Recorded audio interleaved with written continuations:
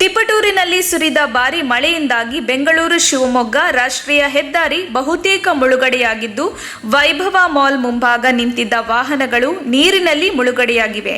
ಸರ್ಕಾರಿ ಬಸ್ ನಿಲ್ದಾಣ ಮತ್ತು ನಗರದ ರೈಲ್ವೆ ಅಂಡರ್ ಬ್ರಿಡ್ಜ್ಗಳು ಸಹ ನೀರಿನಿಂದ ಮುಳುಗಡೆಯಾಗಿದ್ದು, ತಿಪಟೂರಿನ ಸಾರ್ವಜನಿಕರು ಮಳೆಯಿಂದಾಗಿ ಪರದಾಡುವಂತಹ ಪರಿಸ್ಥಿತಿ ಉಂಟಾಗಿದೆ. 3 ದಿನದಿಂದಲೂ ತಿಪಟೂರಿನಲ್ಲಿ ನಿರಂತರವಾಗಿ ಮಳೆ ಸುರಿಯುತ್ತಿದ್ದು, ರಾಷ್ಟ್ರೀಯ ಹೆದ್ದಾರಿ 206 ಕೆರಗೋಡಿ ಸರ್ಕಲ್, ಎಡೇನಹಳ್ಳಿ ಗೇಟ್ಗಳಿರುವ ಲೋಟರಿ ಭವನ 1 ಅಡಿಯಿಂದ 2 ಅಡಿ ನೀರಿದ್ದು, ವಾರ್ಡ್ನ ಸದಸ್ಯರಾಗಲಿ ಜನಪ್ರತಿನಿಧಿಗಳಾಗಲಿ ನಗರಸಭೆ ಅಧಿಕಾರಿಗಳಾಗಲಿ ಯಾವುದೇ ಕ್ರಮ ಕೈಗೊಳ್ಳದೆ ನಿರ್ಲಕ್ಷ್ಯ ತೋರುತ್ತಿದ್ದಾರೆ. ವಾರ್ಡ್ನ ಸದಸ್ಯರು ಕೂಡ ಮಲತಾಯಿ ಧೋರಣೆ ತೋರಿಸುತ್ತಿದ್ದಾರೆ ಎಂದು ಜನರು ಆಕ್ರೋಶ ವ್ಯಕ್ತಪಡಿಸಿದ್ದಾರೆ. ವರದಿ ಆನಂದ್, ತಿಪಟೂರು.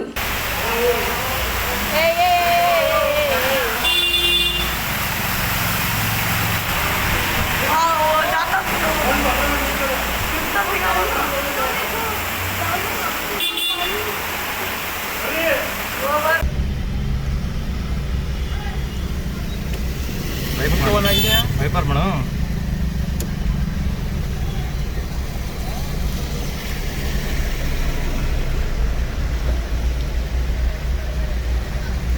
ಮೇಡಮ್ ಮುಳುಗಡೆ ಅಲ್ಲಿ ಒಳಗೆ ಪೈಪ್ ಮಾಡಿರಿ.